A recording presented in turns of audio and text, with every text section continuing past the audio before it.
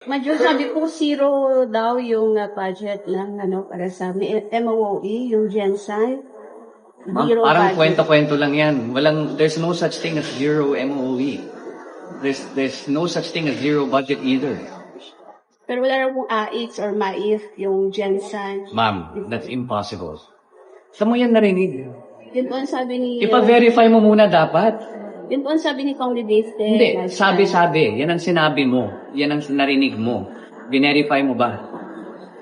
Yun po ang... No. Answer my question. Verify mo ba? Verify mo ba? District Representative. Verify mo ba, yes or no?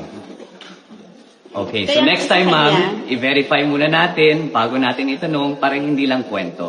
Siya po ang Okay? nag-verify. Hindi, tinatanong kita. Di ba, as journalists, it's also our responsibility to verify the information that comes to us before we ask those who are being interviewed. Yes, kaya Okay. nga po So next time, nagtatanong sa'yo yes para po ma'am. malaman. So next time, let's just verify. Kasi before that, kwento-kwento lang yan. Okay. As Para far sa as iyo, I know po, kwento lang yun. wala pong zero na ganun. Lalo na sa Gensan, who would be so stupid to do that? I mean, really? Naging usap-usapan ang naging reaksyon ni House Majority Leader Sandro Marcos matapos siyang tanungin ng isang miyembro ng media tungkol sa umano'y kawalan ng pondo para sa assistance to individuals in crisis situations sa General Santos City. Sa kanyang pahayag, iginiit ni Sandro na mahalagang beripikahin muna ang impormasyon bago ito ilabas sa publiko. Anya, hindi dapat umasa sa mga hindi kumpirmadong ulat o sabi-sabi lalo na kung may kinalaman sa pondo ng gobyerno at mga programang nakalaan para sa mga nangangailangan. Binigyang diin din niya ang kahalagahan ng responsableng pamamahayag at paggamit ng mga opisyal na dokumento bilang batayan ng impormasyon upang maiwasan ang pagkalito ng publiko. Narito ang kanyang buong pahayag. To do a special session. So even kahit naman karamihan ng mga batas na request niya ay pinasala ng lower house, it is still incumbent upon us to convene the special session. So we passed a number of resolutions. We are awaiting some BICAM reports for ratification. And of course, for the Committee on Appointments to appoint and confirm the pending matters to do with the Armed Forces of the Philippines, namely I believe it's 7 or 8, nakalimutan ko tuloy kung 7 or 8, the generals who were due for promotion, but as a result of the leadership struggle in the Senate, were not able to be confirmed. So that is what we are waiting for now, and that is my update. So I'm ready to take any questions should there be any. Reaction niyo po, may duly elected Senate President na po. Yes. I saw the news kanina. I guess on behalf of the House, we would like to congratulate Senate President Sherwin Gatchalian. We look forward to working with him. I have worked with him during my time as a congressman, and I know how level-headed he can be. So I think that's exactly what this current political climate needs, especially there in the Senate. Level-headedness and just the need for all of us to really get back to it. Is that a good thing for the impeachment trial of Vice President Sara Duterte? I don't think I'm really the best party to comment on that, but I believe in all the senators' ability to be impartial and fair. Medyo mag-1 year na po yung SONA nung sabi ng Pangulo na mahiya naman kayo kaugnay po yung maanumalyang flood control projects. Pero ngayon po yung mga kinukulong, kinakasuhan ay yung mga sinasabi raw na nagbubunyag ng mga katiwalian at mga mali-malitang pera. Ano po yung reaction niyo doon? Una, first of all, ma'am, sabi na nga ni Pangulo, di ba? Nung sinumula yung kaso na yan, hindi naman sila minority. Nasa majority sila nun. I believe the Ombudsman also said that in his he had an ASEAN event, there are over 100 complaints with the flood control scam. So I think we need to wait for the Ombudsman and see what his actions are. I think gumagalaw naman yung mga kaso, but again, that's not for me to be the judge of, and it's not for me to make conclusions. To it. Pero kasama po yung pangalan niyo sa nabanggit na tumanggap po ng mali-malitang pera daw. Ma'am, we don't dignify the testimonies of those fake Marines. Actually, bodyguard na lang tawag natin sa kanila. Medyo Ay, nakita mo na nga kahapon, biglang sumali si Senator Escudero sa majority, biglang siya may maleta. Pati si Mary Grace Piatos sa susunod na hearing, baka yan may maleta din. So, let's call a spade a spade. It's all BS. Okay, so, tayo mag-complain po doon versus yun sa mga is it really worth it? Is it really worth it? Sa totoo lang, tapos bibigyan pa sila ng pag-listing, wag na. It's really not. It's we're here to finish a lot of work that's a lot more important than those who are planning these type efforts against the government. Ituloy na lang natin ang trabaho natin. Sir, regarding yung mga bills na for approval on third reading sa Senate, paano mangyayari doon? May bycam pa ba or adopt na Well, lang that depends. As you know, the process, the way it works is kung pareho po yung bill sa Senado at Kongreso, then there doesn't need to be a bycam. A bycam is from the differing provisions of both the lower and upper chamber. So if on third reading the bill in the Senate is different to that of the lower house, then there will have to be a bycam. So we will see as to what the result is of those bills that are passed on third reading, after which we will have to have a bycam, probably pag SONA na. Because we cannot have a bicameral conference committee and we cannot designate its members when both laws are passed. Pero sir, is adopting an option also? Adopting is an option. Adopting the Senate version is an option, or the Senate adopting the House version is an option. Yes. Sir, what is your position on calls to babaan po yun pong conviction threshold dahil po nakatawan na po na preventive suspension si Senator Jinggoy Estrada? I'm sorry, say that again. Conviction threshold po sa Babaan. impeachment trial ni Bibi Duterte ay 16. babaan. From 16 na 2/3 ng Alam mo, I'm gonna leave that to the legal luminaries of both chambers. I'm not a lawyer, and I never pretend to be one. So their understanding of the Constitution is much more warranted than mine. So pakinggan na lang natin ng mga, I guess, former Supreme Court justices, those who are well versed in the Constitution. I think we deserve to listen to them more than me. Preparations for SONA, what do you want to hear from the President? I think I'm the wrong party to be answering that because I'll probably know what's in his speech in the next few weeks. But I think it will just be a report, as always, to the nation, and I think it will be more on the fact of what needs to be done in what's left of the administration. Medyo may reaction lang po kasi may mga criticism sa anti-political dynasty bill na hindi daw talaga anti, kundi pro. Your thoughts? I'm glad you brought that up. Those concerns are actually very warranted. And I naiintindihan ko naman kung saan nanggagaling yung mga tao. Ang sa amin lang, and I will explain to you guys the process of how this works. And actually, as majority leader, it is part of my job. You always have to check what the numbers are for each bill, lalo na kapag led at priority. Binibilang mo talaga yung mga boto kung gaano kalaki ang suporta ng Kamara. Now, if you look at the numbers of the people that voted for the anti-political dynasty bill, overwhelming majority.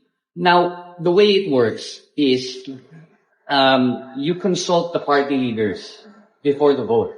So, tatanungin mo sa kanila, ilan ba talaga ang boto ng NPP? Ilan talaga ang boto ng NP? Gaano kalaki ang suporta sa NPC?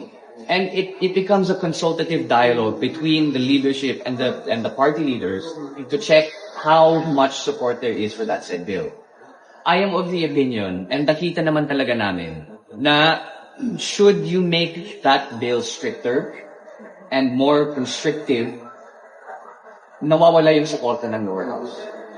And let's call a spade a spade. Marami talagang political dynasty dito sa lower house. I'd be an idiot if I said I wasn't from one either. Let's be honest with ourselves here. So it's not hindi naman yan ginawa dahil yan ang gusto namin na ipasa na bill. Ginawa namin yan because that was the limit as to the support that we could garner from the lower chamber. Now, like what the other reporter asked, may bycam pa. I highly doubt that the Senate will adopt the House version. So, may sarili silang debate, may sarili silang provisions, may sarili silang version. When they pass their version of the anti-political dynasty bill, there will be a bicameral conference, and then there will be another opportunity to amend whatever provisions the upper house think to be inadequate or not tenable to the Filipino people. So to answer your question, it was really a matter of getting it through already na ipasa natin dito sa House to get the conversation started. This is not the final result of what the bill will be. So, hindi ko ito batas. This is just the version that we, in the lower house, were able to produce and garner support for. Because had it been more strict, baka hindi tayo makakuha ng vote. Pero sir, may commitment po ba from your Senate counterpart na makapagpasa ng isang anti-political dynasty? I haven't spoken to them about it. Sa totoo lang, the legislative mill of the Senate medyo came to a halt after this whole leadership struggle. So it was it hasn't been brought up yet.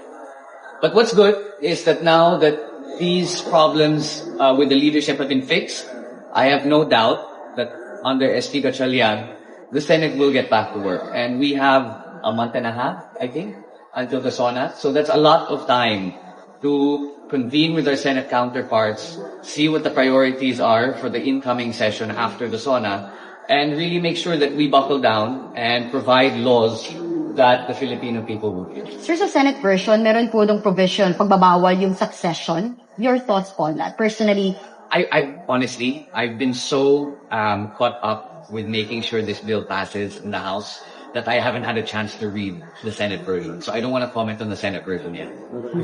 Again, I haven't read that version yet. Sir, regarding yung work ng Congress, kasi sabi niyo pwedeng may time para mag-meet tapos maraming gagawin after the SONA. Hindi ba makaka-apekto yung impeachment trial? Kasi syempre may mga lawmakers who would focus on that. No.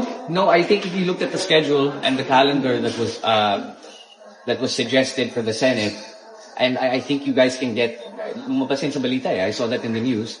Is that they plan on doing session in the morning or the impeachment trial in the morning and then session in the afternoon or vice versa. So it will not stop them from doing their legislative function. On the part of the West, sir, hindi makaka-apekto. Tapos na kami. We've already passed the bills. So what supported the House leadership extending to the prosecution, especially the pre-trial conference is coming and we're expecting the trial of Vice President Rodrigo to start on Friday? I think that's a question best asked to the impeachment team, specifically the impeachment spokesperson. Kasi may request doon sa House leadership for the simultaneous translation of the trial to different languages. I think maybe just for the sake of informing the Filipino people as to what are the goings on of the trial itself and between both legislative chambers, I think it's a good idea. I'm happy to support that.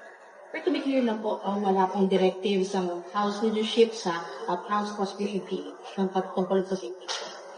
No, I mean you all know Chair Jinky is the head prosecutor for the public prosecutors, and she's done a great job in steering and managing the impeachment in itself. So I don't think it's necessary for the leadership to intervene or have any directives to them. They are all brilliant in their own way.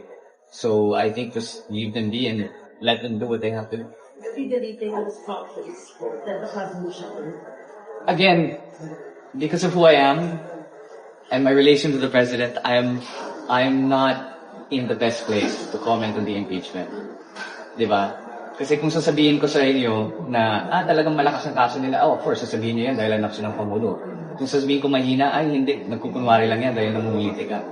So, again, I'm not in the best position to comment on that. but sir, you were the first to sign the first impeachment case against VP Sara last year, 19th Yes. Congress, with all the, evidence na nakuha po ng House Committee on Justice, na dagdagan pa nung firearms daw po na allegedly undeclared. Gaano po kalakas sa tingin nyo na makakakuha ng conviction yung House prosecution that? Again, I don't want to comment na lang. You're right, I was the first person to sign last impeachment. But again, I think that was me being more of a son than a House member. And you have to remember, I was a majority leader at the time. And now that I was senior deputy majority leader at the time. I think so. Last year, Yes. Yeah, 2025. 19. Yes, so it's different now. I don't only represent the First District of Ilocos Norte. I'm not only the son of the president, but I also represent the institution now as majority leader. So magkaiba na. And to tell you the truth, I did let my emotions get the better of me. That was the first time I experienced something like that. So of course, I guess lesson learned. Could you update po sa assistance ng House sa mga victims ng earthquake in Mindanao? I'm sorry? Earthquake in Mindanao po, baka may Yes update po. sa- I mean, pinuntahan ni Speaker Boji, kasama po ni SP Win, para makita po yung mga nangyari doon po sa Gensan at sa affected areas. And I believe the House has extended already its assistance, and all those districts who have been affected, we have been contacting the representatives and asking what they need, whether it be MAIP or medical assistance, whether it be relief goods, whether it be anything that the House can provide. We are in constant communication with all of those affected to make sure that the leadership gives everything that it can sa ating mga kababayan na naapektuhan. Pero Okay? Major, sabi po zero daw yung budget ng para sa MOE, yung Gensan. Ma'am, Zero parang budget. kwento-kwento lang yan. There's no such thing as zero MOE. There's no such thing as zero budget either. Pero wala rin pong AIX or MAIF, yung Gensan. Ma'am, that's impossible. Saan mo yan narinig? Yun po ang sabi ni... Ipa-verify mo muna dapat. Yun po ang sabi ni Kong Lidiste. Hindi, sabi-sabi. Yan ang sinabi mo. Yan ang narinig mo. Verify mo ba? Yun po ang... No. Answer my question. Verify mo ba? Verify mo ba? District Representative. Verify mo ba, yes or no? Okay, so Kaya next sa time, kanya- ma'am, i-verify muna natin bago natin itanong para hindi lang kwento. Siya po ang Okay. nag-verify. Hindi, tinatanong Kausap niya mismo. Tinatanong kita. Di ba, as journalists, it's also our responsibility to verify the information that comes to us before we ask those who are being interviewed. Yes, kaya Okay. nga po So next time, nagtatanong sa'yo yes para po ma'am. kumalangan. So next time, let's just verify. Kasi before that, kwento-kwento lang yan. As Para far as zero, I know po, kwento lang yun. wala pong zero na ganun. Lalo na sa Gensan, who would be so stupid to do that? I mean, really. Thank you. Sir, last question. Yung hearing, may schedule na ba yung hearing dun sa investigations at NIA? That's a good question. I'll have to double check. Okay? Thank you everyone.